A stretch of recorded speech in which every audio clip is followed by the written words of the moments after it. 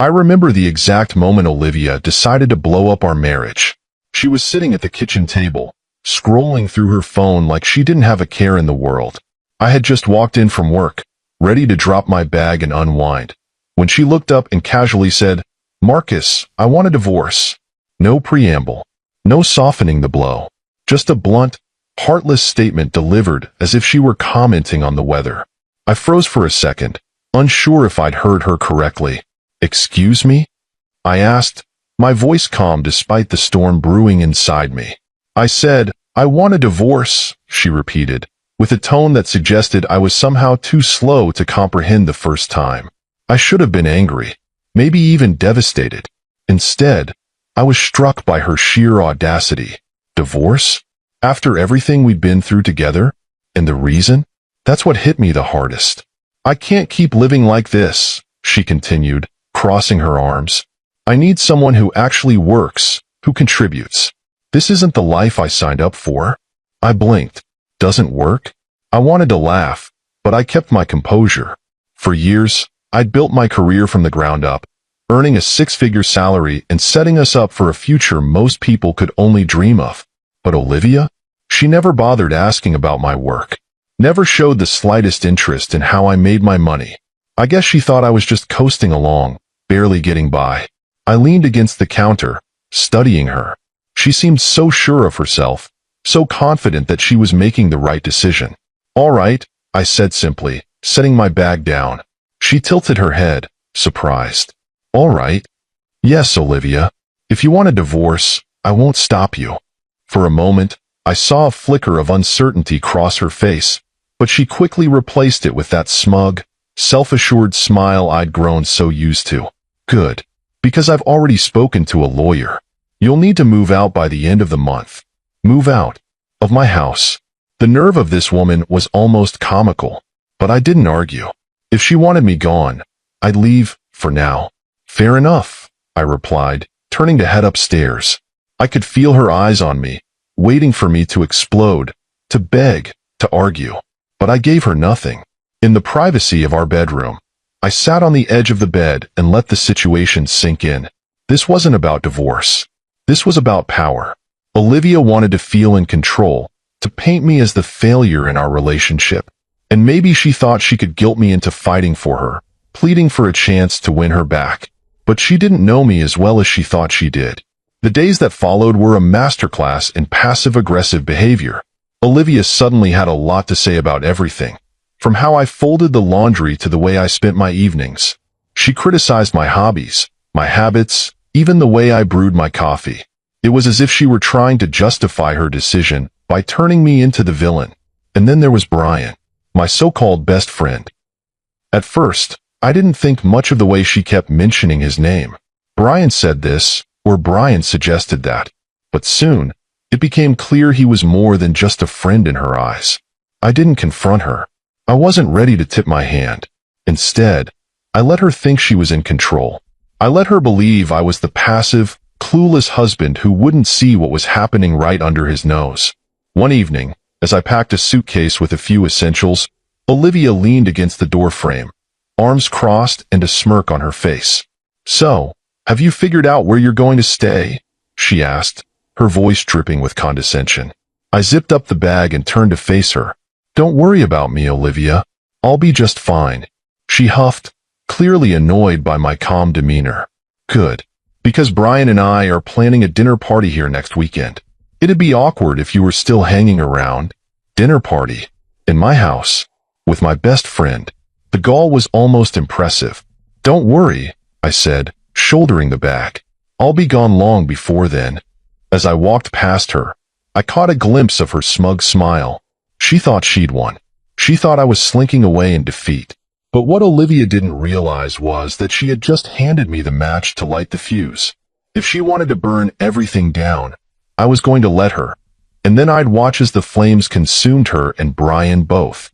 Sometimes, the best revenge isn't shouting or fighting. It's silence. It's patience. It's letting the other person dig their own grave while you quietly prepare to bury them in it. And trust me, I was just getting started. Betrayal is an insidious thing. It doesn't announce itself with fanfare or fireworks. No, it sneaks in quietly, disguised as casual conversations and harmless gestures until one day, you wake up and realize everything you thought was solid has been chipped away. Olivia's request for a divorce was the first crack. What followed was the steady crumble of everything I thought I knew about her and Brian. Yes, Brian, my best friend, or at least, the man who had held that title for years. I should have seen it coming, but hindsight is a cruel companion. At first, it was subtle. Olivia started mentioning Brian's name more often than usual. Brian said this, or Brian recommended that. She'd say casually over dinner. I'd nod, not thinking much of it. After all, he was a close friend to both of us. But as the weeks went on, his name slipped into our conversations more frequently, and with a certain warmth that made my stomach twist. The first real red flag came on a Saturday afternoon. Olivia had just come back from one of her lunches with Brian. She was laughing, her cheeks flushed in a way I hadn't seen in years. When I asked what was so funny, she waved me off with a dismissive, "Oh, it's just something Brian said." You wouldn't get it. I wouldn't get it? Since when had I been on the outside of our marriage, looking in? The answer, I realized, was far earlier than I'd cared to admit. I started noticing more. The texts she'd type with a sly smile and quickly lock her phone. The way she'd suddenly dress up more whenever she had plans with Brian. The excuses about how they were just friends, or how I was overthinking things. Overthinking? That's the favorite word of every guilty person trying to shift the blame. I still didn't confront her, though. What would have been the point? She'd only deny it, spin the narrative to make me look like the paranoid husband who couldn't handle her having male friends. So, I let her think I was blind, too preoccupied with my own life to notice hers unraveling. The real blow came when Brian showed up at my house uninvited. I was in the middle of packing, fitting my life into suitcases, as Olivia had so graciously requested, when I heard the doorbell. Opening it, I was met with Brian's ever-confident grin.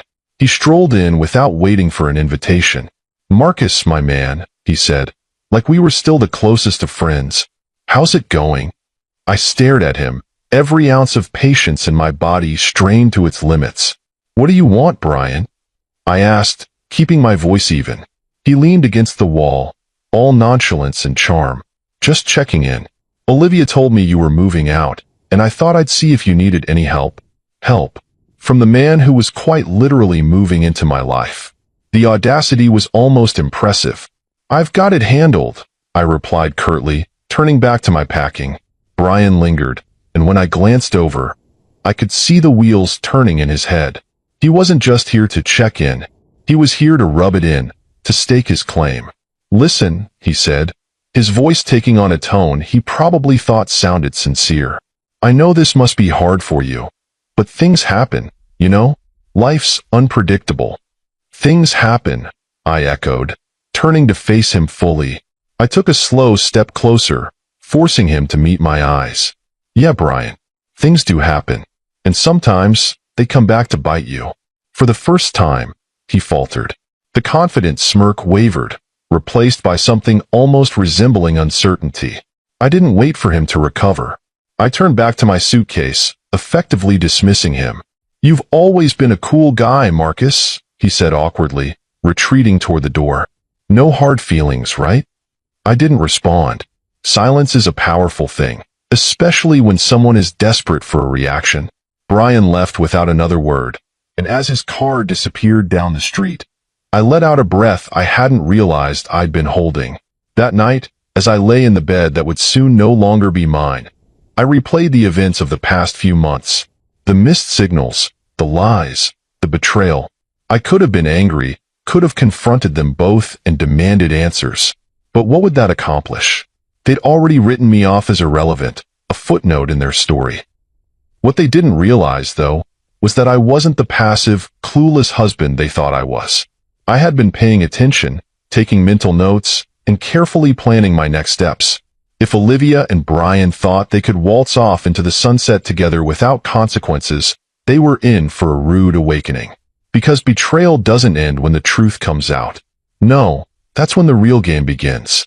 And as far as I was concerned, this was a game I was fully prepared to win. Divorce. It's such a clean word for something so messy. It implies finality, a simple end to a complicated story. But when Olivia and I walked into that courtroom, I realized this wasn't an ending for her.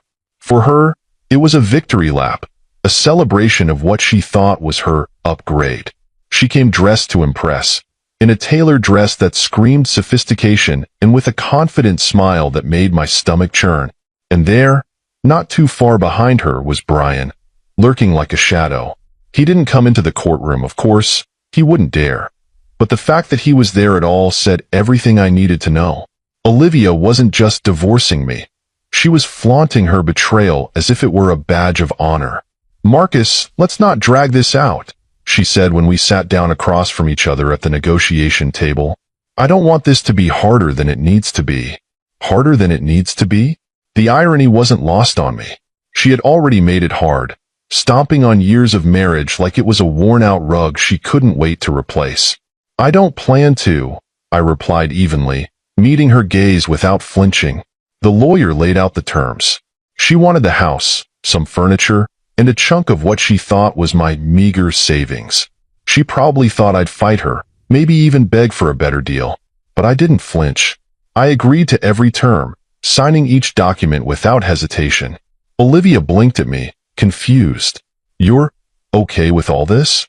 "Why wouldn't I be?" I asked, keeping my tone light. "It's just stuff, Olivia. You can have it." For a split second, I saw the doubt creep into her expression, but she quickly covered it with a smug smile. She thought she'd won, that she was walking away with everything that mattered. What she didn't know was that the house wasn't mine to begin with. It was a rental under my name, something I'd used as a workspace when I first started freelancing years ago. And the savings she thought she was taking a piece of? That was just a fraction of my wealth. The real money was tucked away in investments, accounts she didn't even know existed. As the papers were signed and the process finalized, Olivia leaned back in her chair, satisfied. "Well, I'm glad we could handle this like adults," she said with a patronizing tone. I just nodded, fighting back the urge to laugh. A week later, I packed up my belongings and left the house she so desperately wanted. I left her everything she asked for. Furniture, decorations, even the expensive kitchen gadgets she'd never actually used. It wasn't worth the trouble to take any of it. Let her have her spoils. Brian, of course, wasted no time moving in. A neighbor texted me a photo of him unloading boxes into the house. Olivia standing on the porch with that same smug smile plastered across her face. They probably thought they were building their perfect little life together, completely unaware of the storm brewing just beyond their view. What Olivia didn't know was that I'd already started gathering evidence of her affair with Brian months before the divorce. Photos, text messages, even a GPS history showing their frequent lunches at a nearby hotel. And while I could have used it to blow up the divorce proceedings, I decided against it. Why? Because dragging this out in court would only prolong the drama, and I wanted something far more satisfying. I wanted karma to take its course, and I wanted front row seats when it did. In the weeks that followed, I settled into my new life. My career continued to thrive, and my income grew even further as new opportunities rolled in. Meanwhile, Olivia and Brian were busy parading their relationship around town, convinced they were the picture of happiness. I didn't react. I didn't call. I didn't text. My silence was deafening, and I knew it would eat away at them eventually. One day, I received a message from a mutual friend. "Marcus, did you know Olivia's throwing a housewarming party? She and Brian are really leaning into this whole thing." I just chuckled to myself. Of course they were. Olivia was the type who needed validation from others, who thrived on the illusion of success. She didn't realize that her shiny new life was built on a foundation of lies, and that foundation was already starting to crack. As I sat in my new apartment that evening, looking out over the city skyline, I couldn't help but feel a sense of peace. Olivia thought she'd won, but she had no idea what she'd really lost. And Brian? Well, he was about to learn that taking something that wasn't his came with a price. I wasn't rushing. Revenge, after all, is a dish best served cold, and I was just getting started. I'm not sure what Olivia expected when she and Brian decided to make their affair official. Maybe she envisioned a picture-perfect life, complete with weekend brunches, romantic vacations, and the glow of a new relationship. If so, she was in for a rude awakening. It didn't take long for the cracks to show. I stayed quiet, of course. There was no need to intervene. They were digging their own graves just fine without my help. The first sign of trouble came through whispers from mutual acquaintances. A friend of mine mentioned that Olivia and Brian were already struggling to maintain their new dream life. She's hosting all these dinner parties, trying to show off, my friend said. But I hear Brian's been overspending, and they're behind on the bills. I wasn't surprised. Brian had always been the kind of guy who wanted the lifestyle without the work. He liked expensive suits, flashy cars, and fine dining, but he didn't have the discipline or the income to sustain it. Olivia, apparently, hadn't realized she'd traded financial stability for a man who was all show and no substance. Then there was the gossip about their arguments. They weren't the couple everyone thought they were. People talked about the shouting matches that could be heard through the walls of their rented house. Yes, rented. The house Olivia had been so smug about taking in the divorce was gone. She'd been forced to sell it after realizing she couldn't afford the upkeep.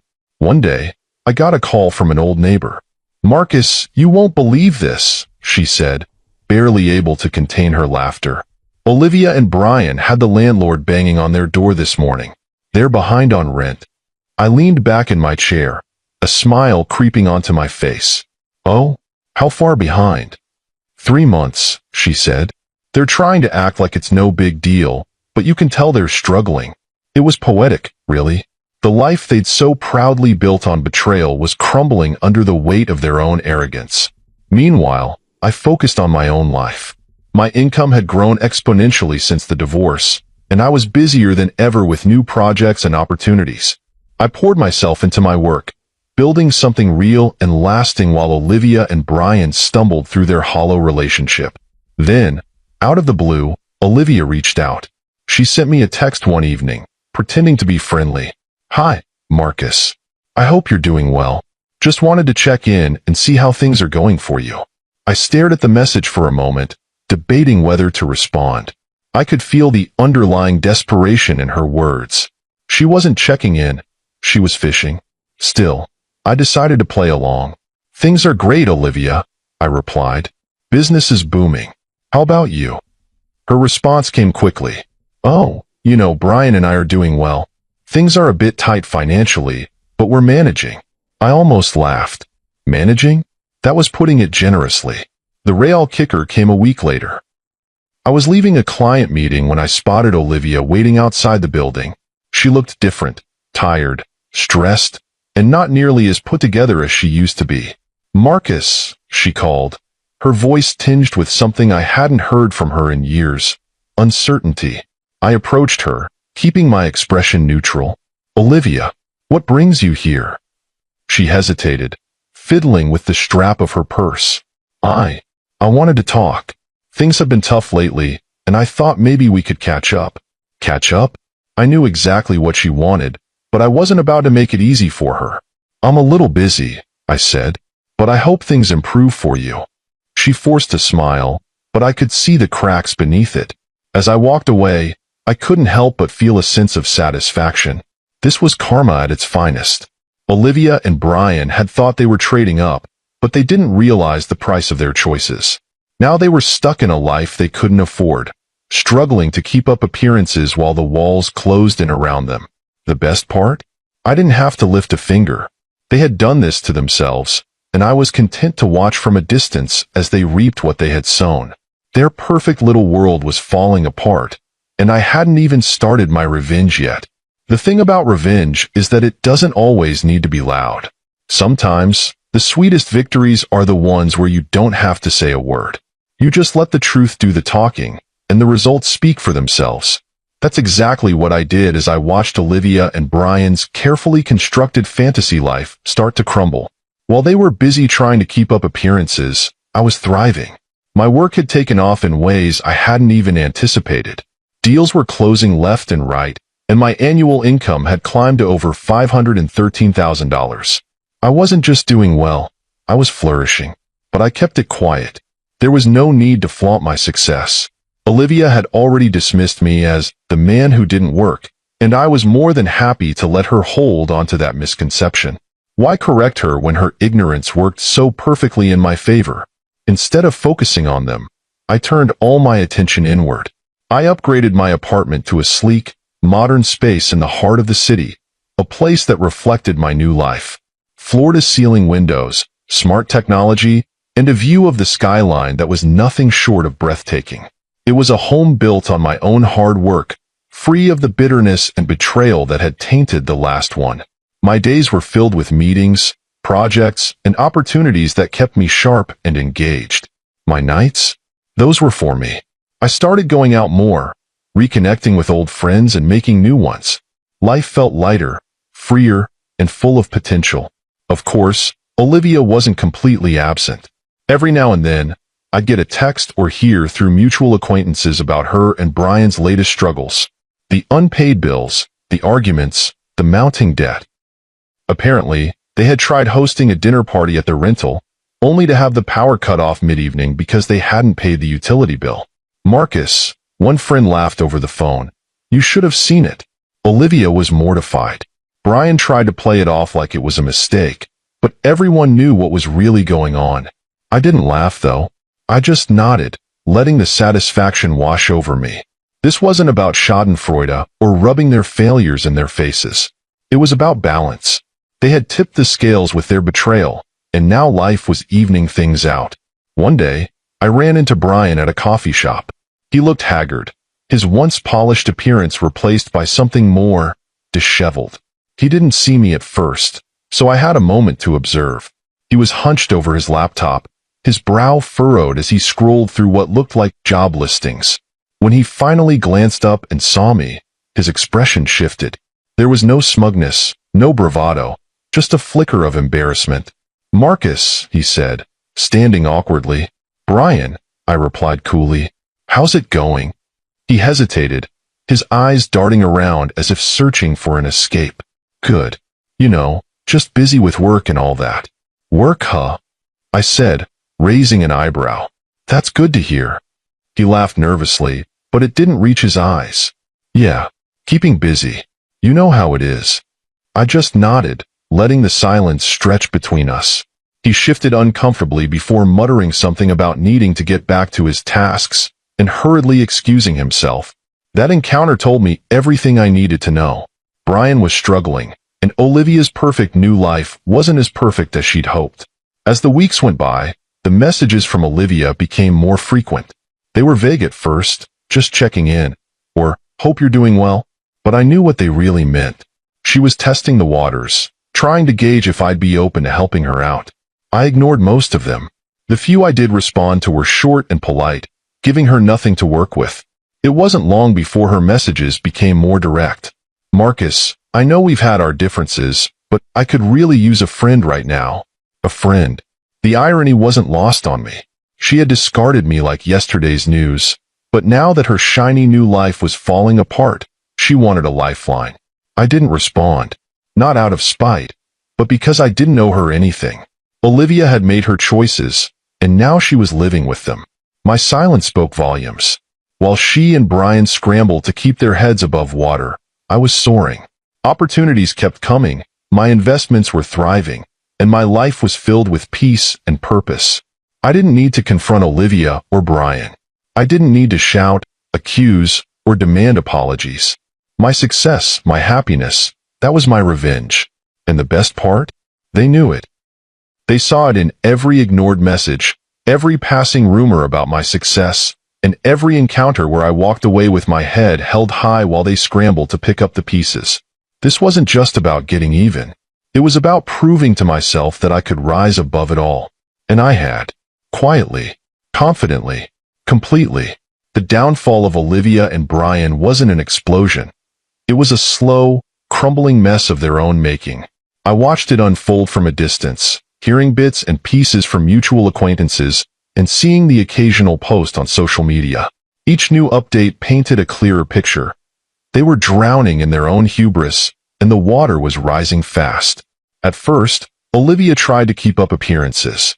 She continued to post pictures of her and Brian at fancy dinners, vacations that looked far more luxurious than they likely were, and snapshots of their perfect life. But the cracks were starting to show. The dinners became less frequent, the vacations non-existent, and the smiles in their photos began to look forced. Then came the whispers. People started noticing that Olivia wasn't as put together as she used to be. Her once perfect hair and designer clothes were being replaced by cheaper alternatives. Brian, the ever-flashy showman, was now recycling outfits he used to wear only once. It wasn't long before the gossip turned into direct updates. One day, a mutual friend called me with the news. "Marcus, you'll love this," she said, barely containing her laughter. "Olivia and Brian are in some deep trouble. Apparently, they're months behind on their rent." I raised an eyebrow, surprised but not shocked. "Rent? I thought they owned that house." "Not even close," she said. "They've been renting it this whole time. Word is, they're on the verge of being evicted." I let out a small chuckle. It was poetic justice, really. Olivia had fought so hard to take that house in the divorce, only to find out she couldn't afford to keep it. The financial troubles didn't stop there. Another friend mentioned that Brian had been laid off from his job. He was still pretending to have everything under control, but it was clear he was scrambling. Olivia, for all her complaints about me not working, had never held a real job herself.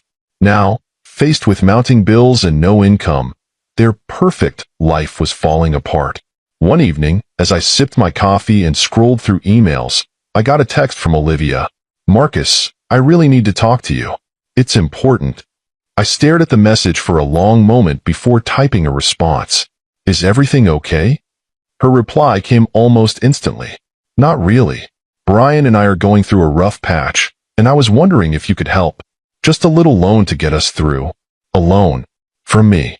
I couldn't help but laugh at the irony. She had left me, ridiculed me, and flaunted her new relationship with Brian. And now she wanted my help? "I'm sorry to hear that," I replied, "but I'm afraid I can't help." "I'm sure you'll figure it out." Her response was slow this time, and I could almost feel the frustration through the screen. "Marcus, please. Just this once. You don't have to make it a big deal."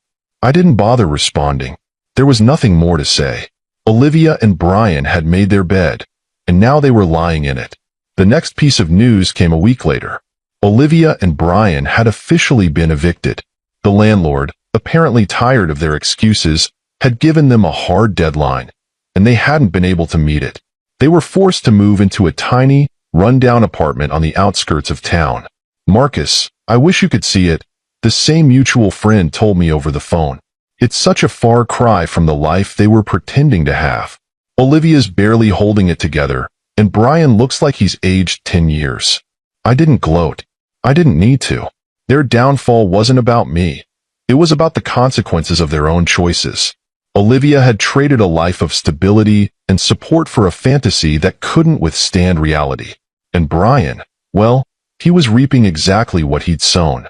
But the most telling sign came during another unexpected encounter. I ran into Olivia at a grocery store, her cart filled with store-brand essentials. She looked up, saw me, and froze. "Marcus," she said, her voice shaky.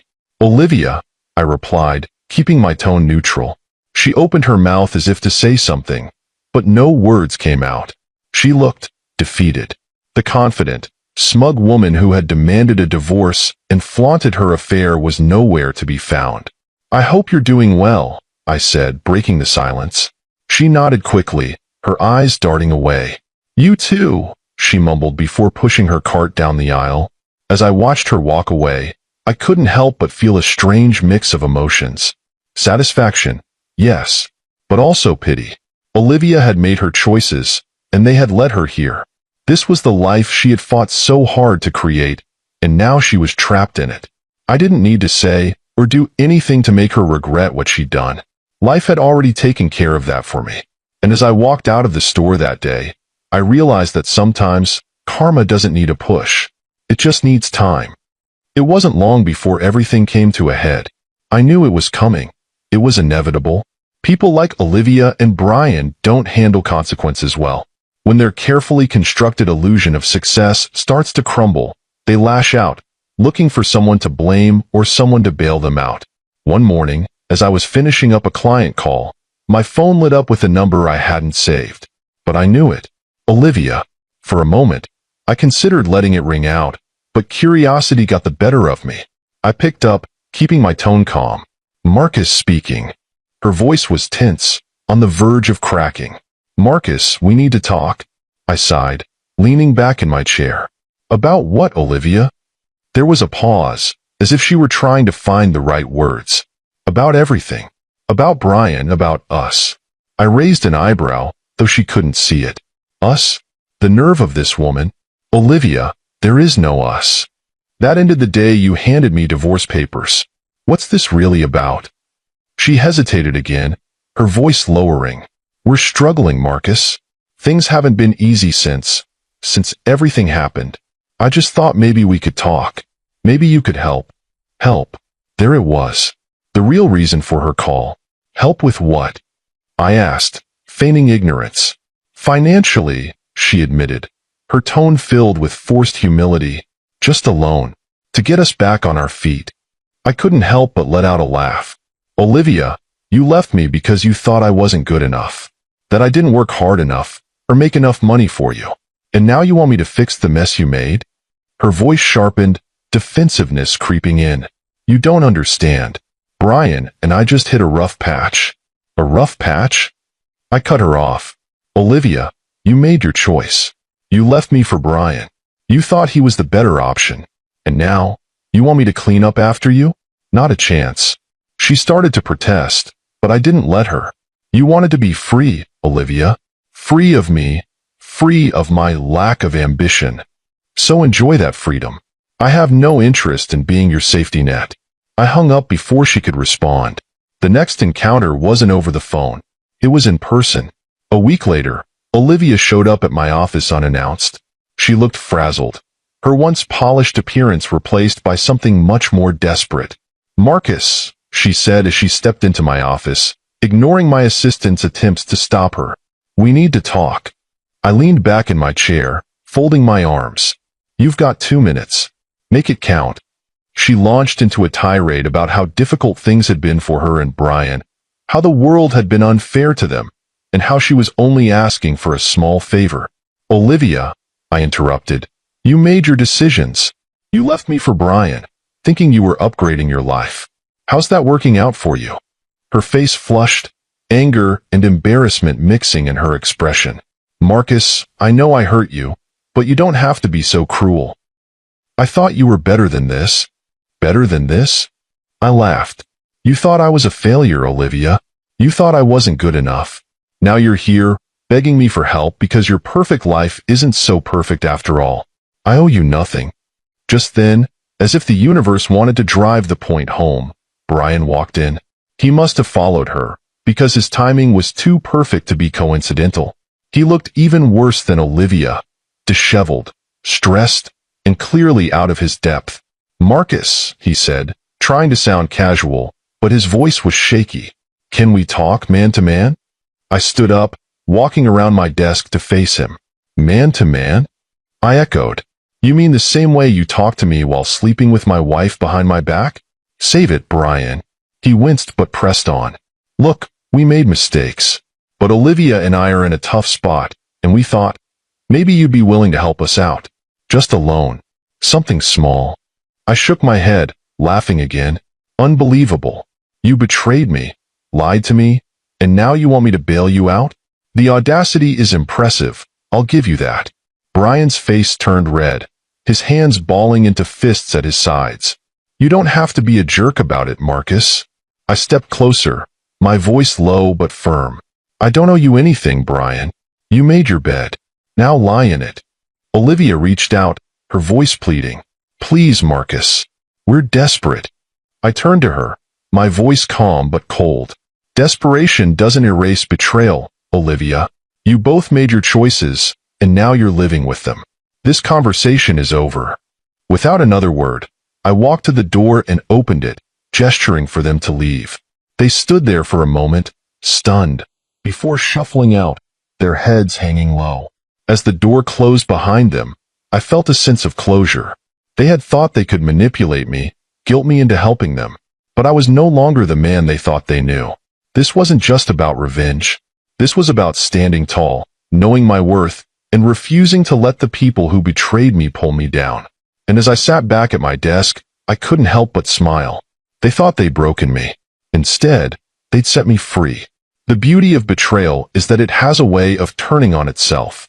Brian and Olivia thought they could escape the mess they created by sticking together, but the cracks in their relationship began to grow into full-blown fractures. It was almost poetic to watch them unravel under the weight of their own decisions. The first sign came from a mutual acquaintance, Carla, who always seemed to have her ear to the ground. She called me one afternoon, her voice practically dripping with gossip. "Marcus, you're not going to believe this," she began. "What now, Carla?" I replied, already amused by her dramatic tone. "It seems Brian has been, how should I put this, seeing someone else?" I laughed, a genuine belly laugh that I hadn't experienced in a while. "Seeing someone else? Are you serious?" "Dead serious," she said. Apparently, Olivia caught him texting another woman. Some young thing from his new job, if you can believe it. I shook my head. The irony was so thick I could taste it. Brian, the man who had betrayed me with Olivia, was now betraying her in the exact same way. Karma didn't just catch up with them. It ran them over. The fallout was swift. Olivia, who had always been so smug and self-assured, was now the one blindsided. From what I heard, she confronted Brian in a spectacularly public fashion, screaming at him in the middle of a cafe. He tried to brush it off. Carla continued, relishing every detail, said it wasn't a big deal, and Olivia completely lost it. She threw her coffee at him. I could almost picture it. Olivia, who had once gloated about leaving me for a better man, now reduced to throwing lattes in public.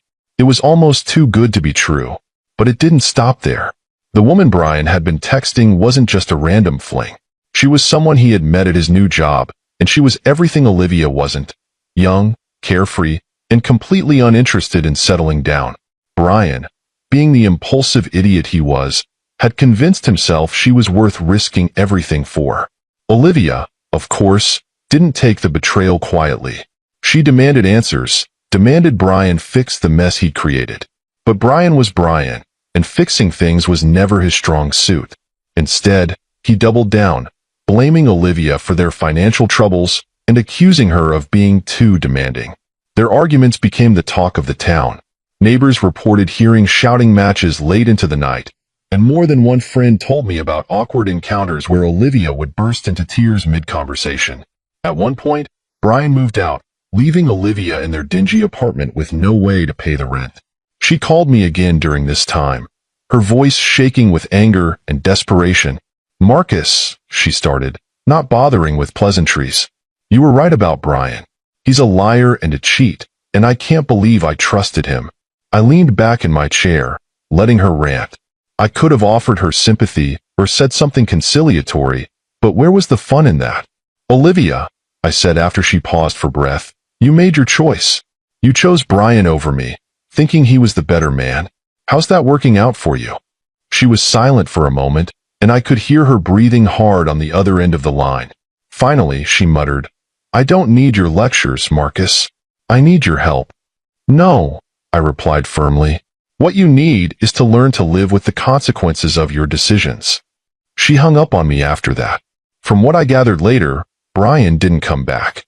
He moved in with his new girlfriend, who eventually realized he was just as unreliable as Olivia had. Last I heard, he was couch surfing, unable to hold down a job or a relationship. Olivia, on the other hand, was left to pick up the pieces of her shattered life. She had no job, no savings, and no one left to turn to. Her family had distanced themselves from her, tired of her constant drama, and even her friends had started to drift away. The very life she had fought so hard to build with Brian had turned to ash. And I didn't have to lift a finger. Karma had done all the work for me. There's a certain satisfaction in knowing that people like Olivia and Brian inevitably destroy themselves. They think they're clever, think they can manipulate and betray their way into happiness, but life has a way of humbling them. And while they were busy tearing each other apart, I was thriving. My work was flourishing, my life was peaceful, and my future was brighter than ever.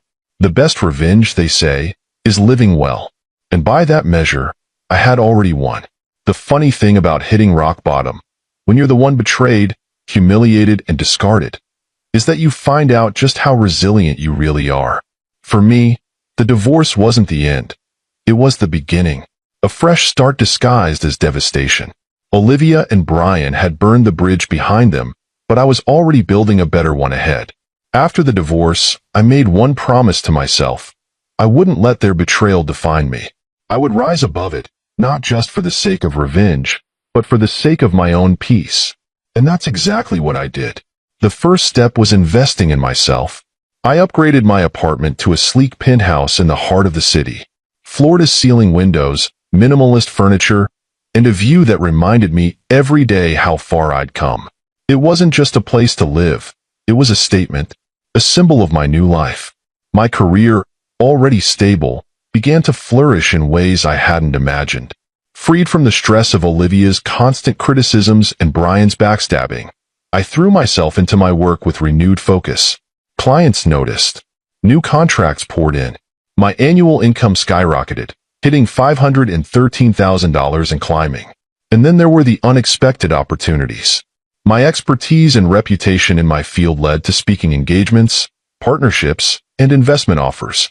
Every success felt like a quiet victory, a reminder that I was more than the man Olivia had underestimated. Socially, I began to rebuild as well. Old friends who had drifted away over the years reconnected. New friends entered my life, people who appreciated me for who I was, not what they could gain from me. I started attending events, networking with like-minded individuals, and even taking the occasional weekend trip just for fun. But the most significant change was internal. I learned to value myself in ways I never had before. For years, I had poured so much energy into keeping Olivia happy, trying to meet her impossible standards, that I had lost sight of my own worth. Now, I was reclaiming it. Therapy helped, too. I won't pretend I did it all on my own. Talking to someone impartial, someone who could help me process the betrayal and the lingering anger, was invaluable. My therapist once told me, "Marcus, you're not responsible for other people's choices. You're only responsible for how you respond to them." Those words became my mantra. And then there was my creative side.